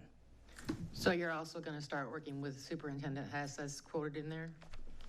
I quoted from my supervisor's office, any legal duty of the supervisor, I'm assuming all of my duties. So you're not going to follow that whole thing, you're just going to pick and choose which part you're going to follow, because the Legally, what I was elected to do. You're supposed to work with the superintendent.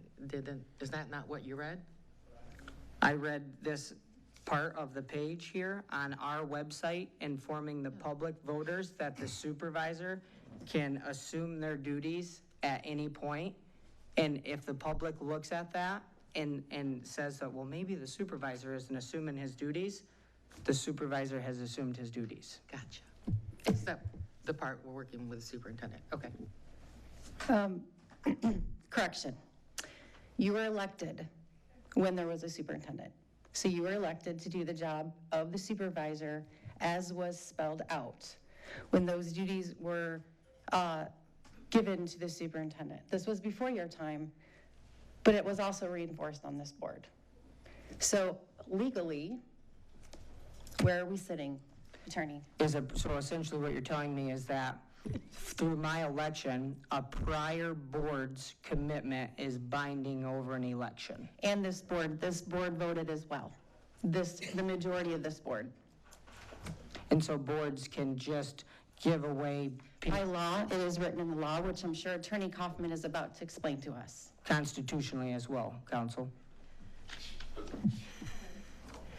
And you want to know why the legal fees are high, okay?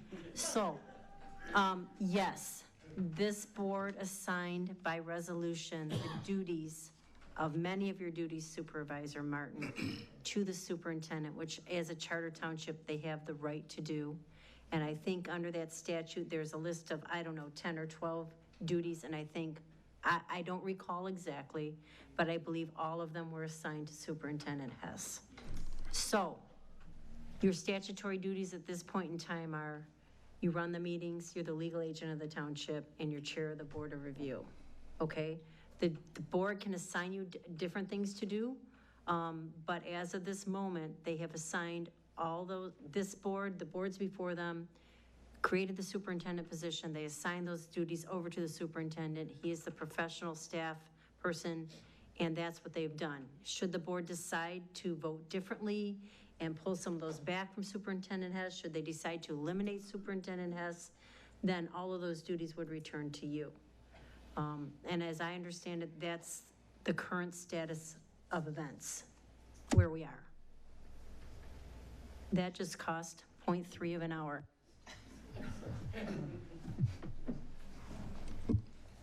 Moving along to superintendent. Okay, contract stuff I bring to the board. We have our copier contract is up. We leased the current copier for 63 months. Typically, the township has leased these because of the maintenance and breakdowns of copiers. They usually, 5 years is about the max at as much as the copying that we do. We've had great luck with DL Gavel. Really good luck with the copier that's current.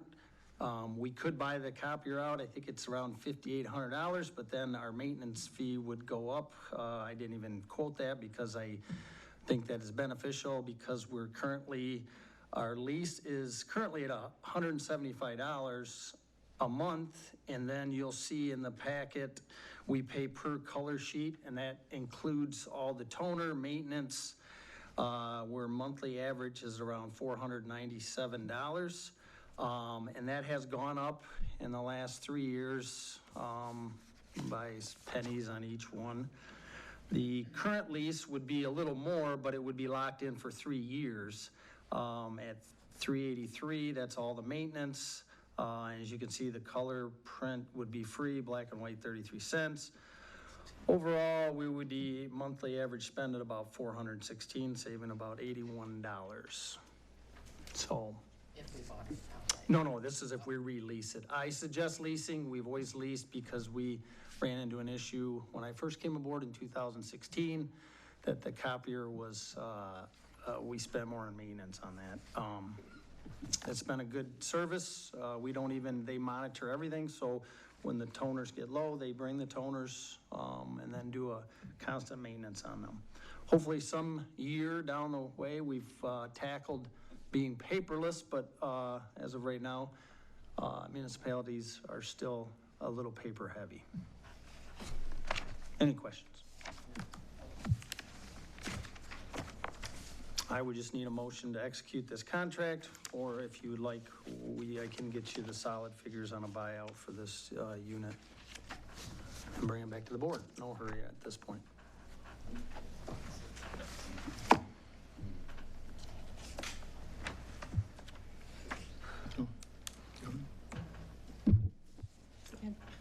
Okay.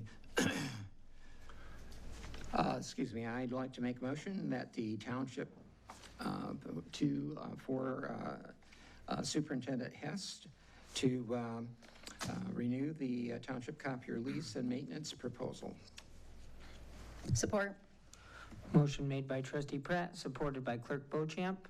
All in favor, say aye. Aye. Aye. Opposed? Motion passes. Last on superintendent report, just have some good things to share. We did have the PFAS meeting last Wednesday. Actually started at 5:30, ended at probably 8:30, 8:45. Eagle was there along with the county. They went through a lot of information. I think Mr. Pratt was here for that. They do have the filter systems available. There was only 45% of all tested wells that went down to the county and got this filtration system, so they really urged that everybody that was tested and had some type of PFAS or PFOS, there's two different ones in there, they would get one of those filters. I will be putting online and then emailing to a few residents all the links that the MPART, which is the state tactical team for this PFAS. These are all the things that they shared at the meeting, information, and then also I will have the contact names on there, so if anybody has any questions. The ordinance and zoning came to me a little while ago and said maybe it'd be a good idea to educate public if they wanted, and having coffee and codes, just so the public can understand more of not only just ordinance, but like the zoning ordinances. And we get a lot of calls on, hey, I want to build a pole barn. What are these? Where can I find these? I think this will be hopefully beneficial. I did talk to Public Media Network and see if they would be interested to record these so that we would have these in kind of a file that we could share on our line. If not, we do have a camera here. We probably could video those and then have kind of a deck that we could put online that would be helpful for the residents to go back. Our park up at Neal Street, the pickleball courts are all lined and painted. We do have them locked right now because it needs to cure. Friday, they'll be putting in the vault for the restroom, and then final restoration. It's up to the Parks Board when they want to open that facility. It is all paved. We do have a playground build on the 20th of August. So if anybody that wants to come and help with the playground build, please let the Parks Departments know, because they like to get a head count, because they do provide lunch. That's always a really exciting thing, because the reward is when you see the kids jump on that afterwards, like we did at Fleetwood. We had kids lined up ready to hit the new equipment, so. I am working on a draft rental ordinance with the fire department for the safety piece to that. ML water line project is starting, so there'll probably be some detours on ML over there, or at least lane closures. Typically the water's on the side of I think it's gonna be on the north side, but I can confirm on that. Have had some communications with 3 commercial projects. Can't disclose those yet because they're just in the works, but, and then the last is the land bank, and I think you got the email, Ben, was, they're gonna come and present, their idea for brownfield of each one of the land bank properties that are not being utilized, so that they're getting a funding source from, Kalamazoo to possibly identify, they're gonna start with Cooper and identify building homes on these unused properties. And part of it would be a brownfield project, so that will be explained to the board. I'm pretty familiar with it, and it's pretty exciting. And then also, they're gonna meet with me. I have funding that's sitting out there with MISTA on our Lombard property, but if that funding does not come through, the land bank is going to meet with me to see if they can fill that gap for that fourplex, and we can get that started, so. I did get one letter from a gentleman, I didn't see him in here, but he was part of the PFAS testing, and he had arsenic in his well. So that was a do not drink, do not cook with. So I encourage, if anybody would like, the county will do that testing, I believe. So we do have sample bottles here. Not sure where that came from, but there is natural arsenic too that is in the ground and field. So that's all I got tonight. Oh, no, I have one more thing, sorry. August 5th, National Night Out again at Merrill Park. So it's at 6 p.m. Thank you, Superintendent Hess. Any questions? Yeah, when is Coffee House? Now, I'm sorry, it's every other Monday. That's the first Monday of the month. First Monday of the month. 9 to 11. I had a flyer here. I'll give it to you. Any further questions? Moving along to reports, we have cash summary by fund, June 2025. We have cash summary by bank account, June 2025. We have a quarterly investment report, second quarter 2025. A letter of appreciation from KCSD-CPR. June 2025 CABA reports, June 2025 sheriff's reports, a mercantile spreadsheet, July 2025, an admin fee explanation that was removed and put into the treasurer. And we have bills paid July 9th through 17, 2025. Informational future action items, we have FOIA requests. We're moving along to public comment. A citizen may state their name and address and may speak only one time for no more than 3 minutes. This time may not be given to another citizen to extend their time. The person speaking has the floor, and no other citizen shall speak during someone else's time. During this time, you'll be making statements to the board without discussion from the board members, but you're welcome to make an appointment with a supervisor or superintendent to discuss your comments further. Contact information is located by the door. Please keep comments clean and respectful. Nate Dorleg, 8782 East Main, Galesburg, Michigan, 49053. I am a resident of Comstock Township, and I'm the Deputy Supervisor of Comstock Township. Since last Thursday, the world has been wondering who is in charge of Comstock Township. This meeting has been a little bit of a circus, especially during the budget discussion. But out of that, we have found an answer to that million-dollar question. Who is in charge of Comstock Township? And our Attorney Kaufman, also spoke about that as well. Who's in charge of Comstock Township? And I'll quote what was said by a board member during this meeting. The superintendent runs this township.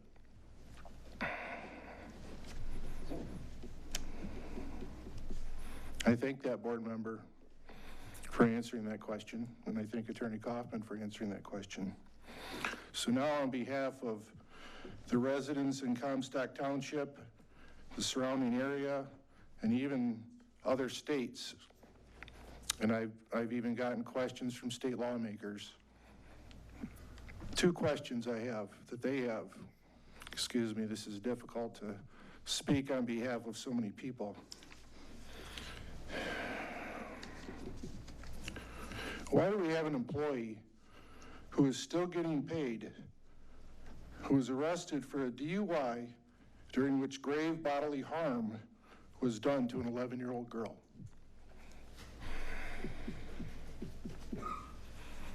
Second question, why hasn't this person, the one who runs the township, the superintendent, issued a statement to the public responding to that incident I mentioned in the first question?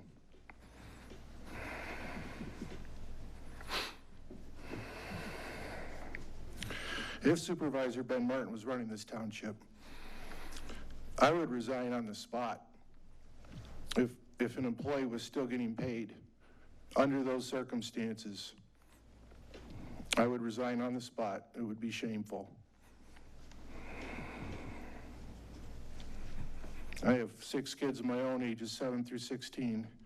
I can't imagine the anger and the hurt that that family, Lachey Parker's family, and the community that we live in is feeling right now. It's shameful.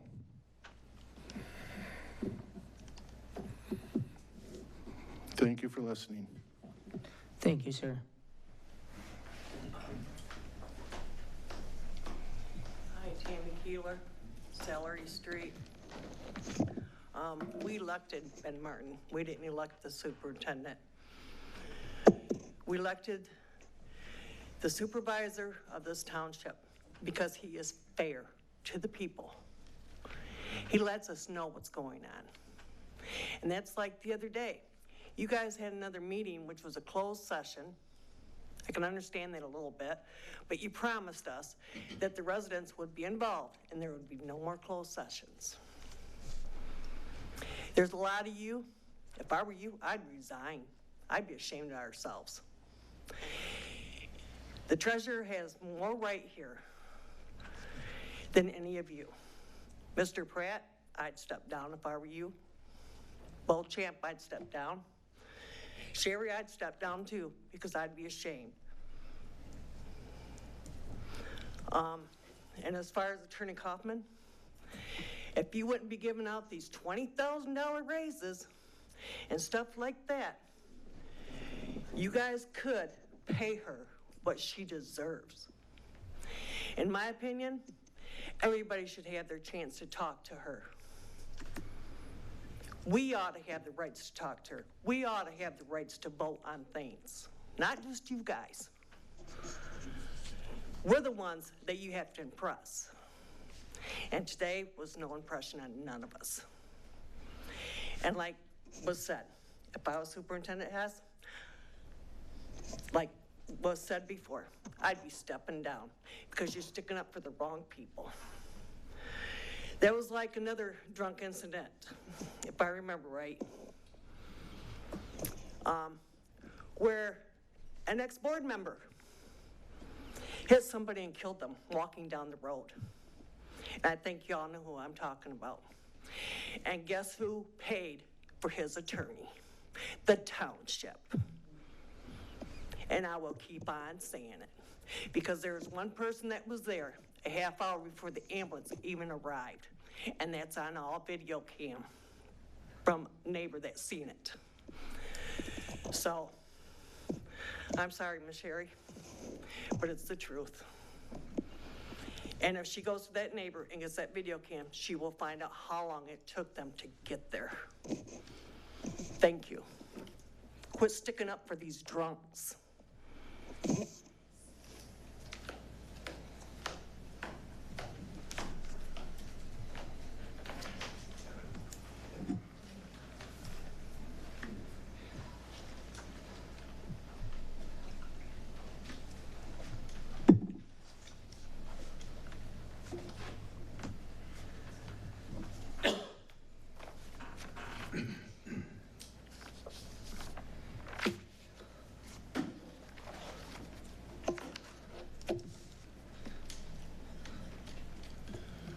Dave Camber, 1078 Verlaine Street, Kalamazoo, Michigan, 49048. I, too, am a resident of Comstock Township. Food truck resolution. One issue I can see in there possibly is if we want people to come back to, say, the farmer's market every week, putting the burden of a weekly renewal on the permit may be a mistake. I would think you could be able to give them a little longer time than just 1 week and then make them keep coming back.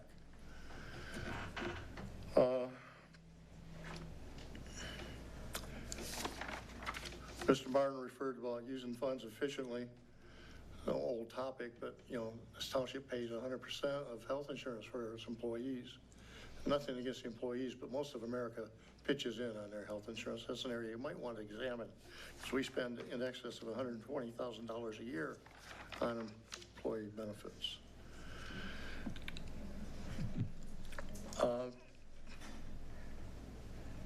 Resolution to include KC, Dakota, and the board chairs. I think amendments in that direction would be good. I have a question about the deputy supervisor. Mr. Martin, you say that he works for you. I thought he was supposed to work in your absence. Same thing with the deputy treasurer. In the absence of the treasurer, we have him in. Would be in your absence, we would have Nate in your place, not working for you. That's my understanding of it. I could be wrong, or you could be. When you talked about the attorney-related things, and this is directed to Supervisor Martin, you talked about the attorney-related questions that you asked and stuff. You listed off a bunch of things that you did that really had nothing to do with the attorney. You sound like President Trump listing all the things he's done since he's been in office. The attorney is worth every cent that we pay her. She's knowledgeable. She knows what's going on. On the other hand, she shouldn't be called upon to say, can I do this? Can I do that? Can they do this? Can they do that? I have a feeling a lot of those questions went that way. I could be wrong. You could be wrong. We have the same group of people come up here every week or every meeting and complain. Your aunt doesn't like the ordinance officer. That's clear. Okay?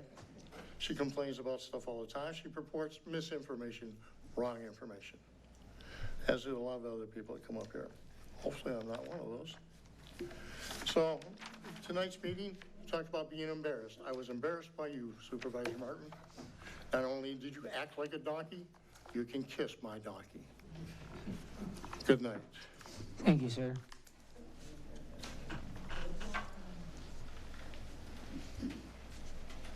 Any further comments this evening?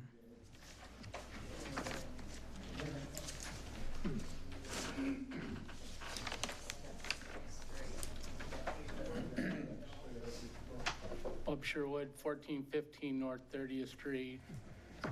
The attorney usage thing, like when we had resolution you tried to pass earlier, I said the same thing. It's a tool for the people in the office. I'm a planning commissioner. I don't need to call the attorney. I have a planning and zoning administrator that I could ask the questions to. I could go to the clerk. I could go to Scott. I could go to you if you were ever in your office, but I don't need to call the attorney. As some of our new appointed planning commissioners have already done. I don't see a point in that. It's a tool for the people in the office, the ordinance department, the planning department, the parks department. Nobody ever abused it. When I left office, we were 20% under budget for attorney fees.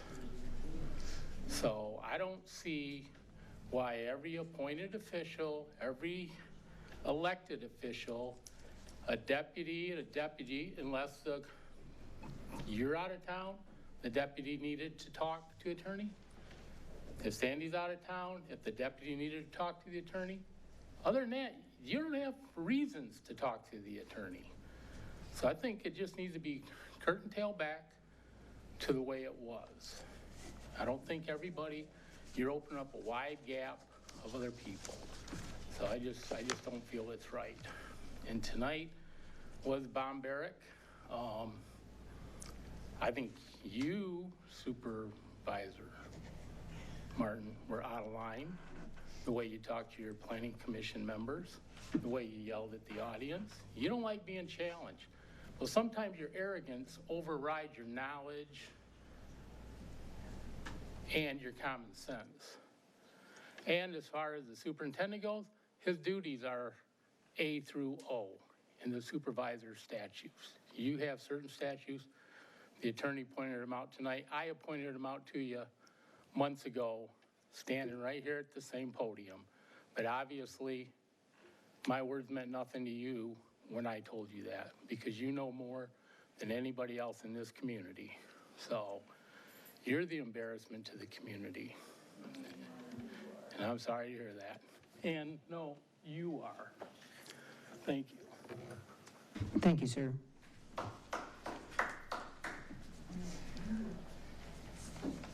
Any further comments this evening?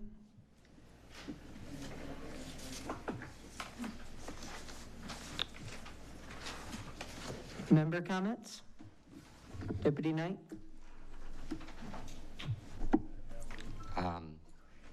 Just that I'm embarrassed for this night, and I hope that we can do better going forward. Trustee McIver? It was a shame the way some of the program went tonight, but hopefully we're moving in a positive direction. We can find answers and not point fingers. I trust Bob Pratt and the rest of the board. We just have to find some common ground. And that's all I can say. Let's get going. Thank you. Clerk Beauchamp? Yes, I would like to give a reminder to board members that the agenda items are due by Wednesday, and the agenda goes out on Thursday every week. There has been conversation in the past about certain board members feeling blindsided about not enough information on the agenda. When we add things to the agenda consistently, not because it was, forgotten or it came in last minute, but consistently, the board doesn't have time to prepare, and we're wasting everyone's time, our time and the public's time. So if items are not in by Wednesday, Thursday at the very latest, they will not be added to the agenda moving forward. Thank you. And you make that decision? The board makes the decision. So when it's voted on, So you spoke for... well, we'll see. Try again, we'll see how it goes. So we will see. Trustee Pratt? Nothing further, thank you. Trustee Amos? I would just like to say as a manager, and I was chosen to be a manager sometime of departments, and I was expected to go out and find out how to do my job because I was chosen, where Mr. Martin has been elected. And so I would expect Mr. Martin to go out and spend money and talk to the lawyer and make sure that he does his job right. So that's my opinion, and I'm sticking to it. Thank you. Trustee Cherry?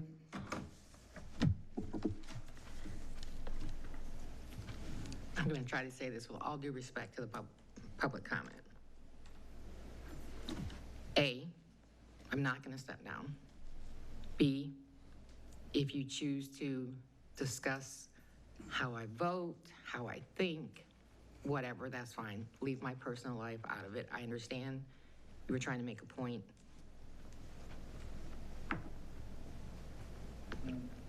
But the comments need to be directed to how I conduct myself here and how I vote here. So, and I'm hoping we can all find that middle ground. I am. Thank you. This meeting is adjourned. Nice.